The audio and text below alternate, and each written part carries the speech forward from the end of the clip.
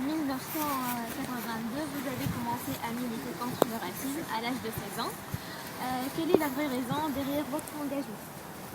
La lutte contre le racisme a toujours été pour moi, évidemment, étant donné que je suis le mélange entre deux cultures, deux communautés, deux continents, même, le continent africain et le continent européen, j'ai toujours été pour un rapprochement de ces deux continents, et ce combat contre le racisme m'a conduit aujourd'hui dans la situation dans laquelle je me trouve, et je suis resté évidemment attaché très sincèrement à cette cause, évidemment. Donc je ne sais pas si je réponds à la question, mais je pense que oui. 1990, c'est l'année qui marque le début de votre carrière. Comment vous avez pris la décision de passer d'un commercial au domaine de la comédie? En fait, je travaillais pour financer mon écriture et mon travail de comédien. Donc, je faisais quelques petits boulots dans pas mal de sociétés. Effectivement, j'étais commercial. Et puis, ça m'a permis de rencontrer des gens aussi. Tout ça a été très instructif pour la suite. Mais je pense que depuis l'âge de 13 ans, peut-être même un peu avant, j'ai toujours été attiré par ce métier, cette profession. Je voulais être humoriste, et puis finalement j'ai réussi à le devenir, ce qui n'était pas évident, mais parce que je n'avais dans mon environnement personne qui travaillait dans ce secteur d'activité. Et bon, ça s'est fait, j'ai réussi grâce à la chance aussi, de travail beaucoup, enfin, essentiellement. La rencontre avec Ellie, on était deux, c'était plus facile à deux. Quand l'un était fatigué, l'autre prenait le relais. On était très complémentaires. En 1997, vous avez fait votre premier one-man show. Comment vous avez eu l'idée de le donner tout seul? Bon, c'était facile, on était en duo depuis une petite dizaine d'années, et puis je me retrouvais tout seul. Donc le premier titre, c'était, comme je travaillais avec Ellie qui était d'origine juive, et moi qui était du continent africain, donc on jouait beaucoup sur ces différences. Donc je voulais appeler ce spectacle, mon premier spectacle, Comment je suis devenu antisémite. Je trouvais que c'était marrant puisque je quittais Ellie, et je trouvais que c'était Mais bon, déjà à l'époque, il y avait eu quelques petites réticences, notamment du directeur de la salle, qui s'appelait Monsieur Lévy, qui était un ami de Jimmy Lévy. Ouais. Il m'avait dit, oh là, c'est un titre un peu polémique.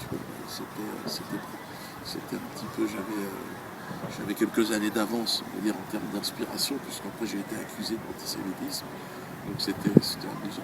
Dieudonné tout seul, c'était un titre un petit peu plus facile à porter pour mon environnement. Denis, peut-on dire que le code noir est le premier échec dans votre carrière? Non, le code noir, c'est l'élément révélateur du deux poids, deux mesures.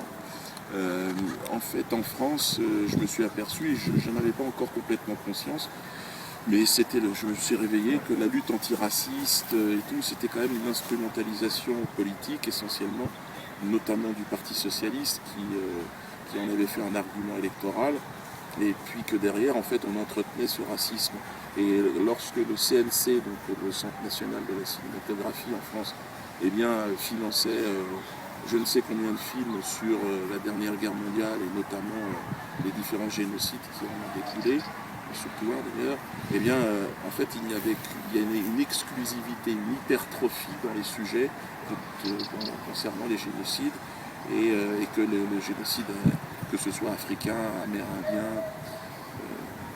torture en Algérie, les Arméniens, tout ça n'existait pas, et en fait il y avait vraiment un monopole, et là je me suis aperçu qu'il y avait un véritable racisme dans la lutte antiraciste. En fait, d'ailleurs, en France, on a dissocié l'antisémitisme du racisme, comme si c'était une forme de racisme plus importante que les autres. Alors qu'on n'a rien de particulier, c'est encore la stigmatisation d'un groupe d'individus en fonction de sa religion, en l'occurrence. Tout ça, le combat contre le racisme m'a amené à être dans la situation dans laquelle je suis aujourd'hui. Et le code noir, c'était un élément révélateur. En 2003, vous avez reçu le premier prix de l'humour noir pour le one-man show Le divorce de Patrick. Quelle était votre réaction face à cette nouvelle? Les prix, tout ce qui est... à l'époque, j'ai reçu ce prix, j'étais flatté. C'est un prix, on a toujours la sensation que bon, c'est quand même qu'on a été, il y a un jury qui se prononce sur un travail qui a été accompli. Et puis je me suis aperçu en réalité que bon, là, je pense que je l'aurais plus ce prix-là, alors que je pense m'être encore amélioré depuis. Mais je n'en veux pas d'ailleurs les prix. Aujourd'hui, avoir un prix du système, tel que je l'appelle, c'est un prix, je sais pas moi, un Molière, un César, un Oscar, ce serait plus une injure pour moi. Parce que je considère que c'est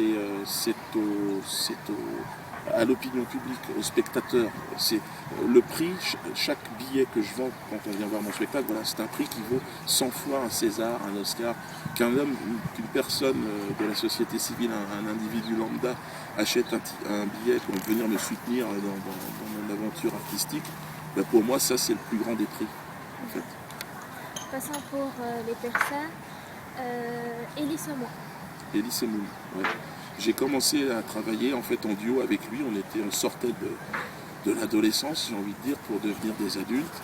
Et on avait tous les deux envie de devenir comédiens et humoristes, en ce qui concerne plus. Et on a réalisé ce vœu d'adolescent. On est devenu ce qu'on voulait devenir en fait. C'est-à-dire moi un humoriste, Elie aussi, mais aussi un comédien. Il voulait faire du cinéma et donc maintenant il fait des films, il fait tout ça. Et je suis très heureux pour lui et moi je suis très content de faire ce que je fais. Après la rupture, Elie a déclaré que vous avez quitté le duo parce que vous avez préféré de faire une fortune que de travailler en duo. Ça c'est toujours peut-être un réflexe de parler d'argent chez Elie. Alors je ne veux pas faire d'association avec ses origines juives, mais il y a comme s'il y avait une relation particulière. Il voit tout par le prisme de l'argent. Cela dit, l'argent c'est important dans la vie et c'est vrai que dans la communauté juive, j'ai l'impression que c'est quelque chose que l'on enseigne aux générations qui arrivent, aux enfants. Tu dois gagner de l'argent, tu dois avoir plus d'argent que les autres. Et c'est pour ça qu'Elie, il voyait en moi peut-être quelqu'un qui... Moi j'avais plus besoin d'indépendance, plus que d'argent. D'ailleurs si j'avais voulu plus d'argent, je serais resté dans le système. Je serais peut-être un comédien de cinéma qui touche des gros cachets et qui est complètement coupé de la réalité du monde. J'ai voulu rester en contact et puis surtout être indépendant. Je n'ai pas choisi après. Mon indépendance m'a conduit à être ce que je suis. Bon, je gagne très correctement ma vie, c'est sûr, et puis maintenant de plus en plus parce que je m'émancipe. Il y a Internet qui permet... D'ailleurs, c'est pour ça que je suis aujourd'hui ici. J'étais venu... en Tunisie essentiellement pour rencontrer des gens qui aussi sont dans la même dynamique que moi, notamment là en ce qui concerne l'assurance et Internet, parce que je crois qu'on est en train de s'émanciper de cette société et de ce monde-là. Donc quand Elie me parle d'argent, ça me fait rire parce que il reste dans sa fonction d'humoriste, mais je pense qu'il est omnubilé par cette question-là. Et je ne sais pas. Et j'ai remarqué que c'est vrai qu'il y avait toujours, on parlait énormément d'argent dans ce milieu du show business. C'est vrai que dans le mot show business, il y a le mot business. Mais moi, j'ai voulu rester indépendant de tout ça. Et je me suis développé indépendamment. Contrairement à lui qui fait partie de ce show business. Yasser Arafat. Pardon? Yasser Arafat. Yasser Arafat. Excusez-moi, j'ai pas l'accent. Yasser Arafat et la cause palestinienne, ça me tient à cœur depuis longtemps. En fait, moi, ça a commencé par ma prise de conscience politique a commencé au moment de mon service militaire en France, où j'ai rencontré les Kanaks, qui est ce sont des citoyens français par la force des choses, mais qui m'ont révélé la conscience, la résistance. C'est un peuple extraordinaire, qui s'est battu pour sa dignité. Et ils m'ont transmis ce combat et dans une logique de réconciliation.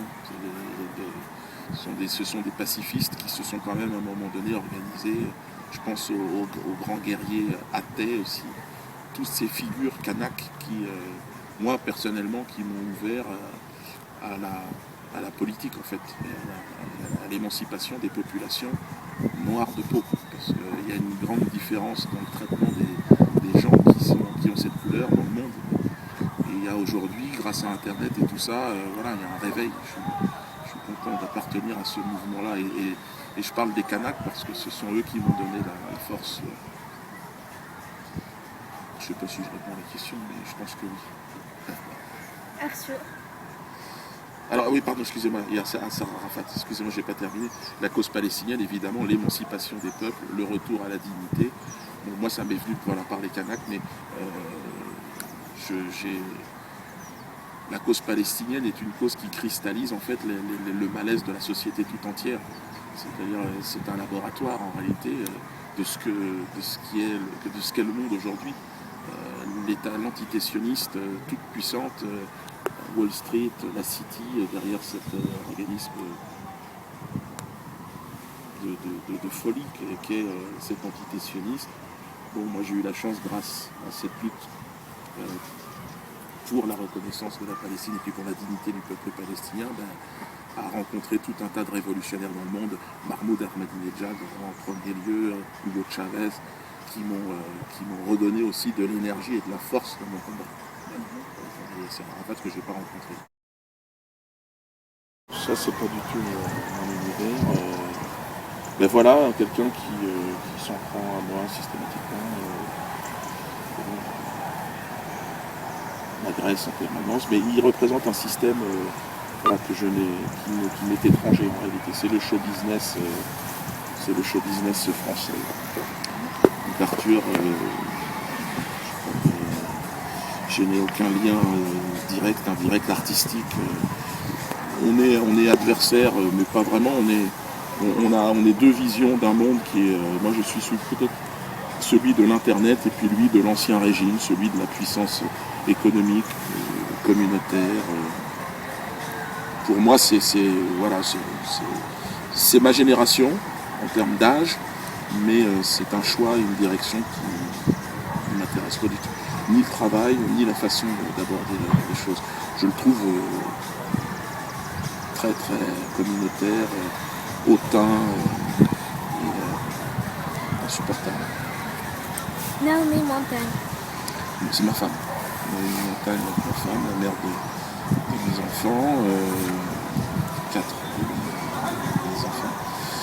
Et donc, on travaille ensemble et on a développé plein de choses et on continue à le faire. Pourquoi un deuxième duo avec Gad Elmaleh malgré les succès de les One Man Show que vous... Un duo, vous voulez dire, avec Gad Elmaleh?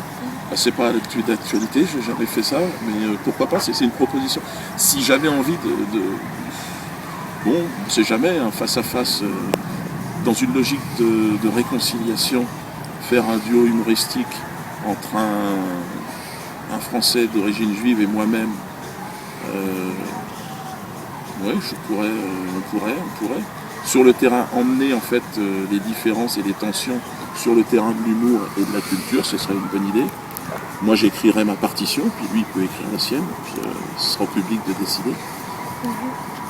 J'ai une petite idée de ce qu'il décidera, mais à mon avis, le public est quand même, de manière aujourd'hui très majoritaire, il est pour la paix. Et donc, je pense que ceux qui incitent à la division intéressent moins que les autres.